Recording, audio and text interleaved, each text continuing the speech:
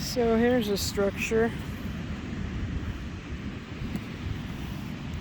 Looks like that's more a rock.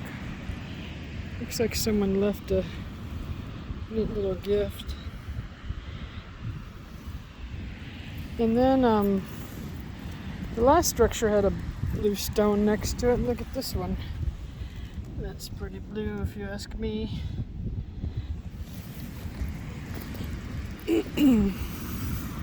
This one has a huge piece of dried seaweed. I was like, what is that? Until I saw those things right there. Seaweed, that's long. It's hanging through it. Slap your mama with it. No, don't do that. Look at this structure.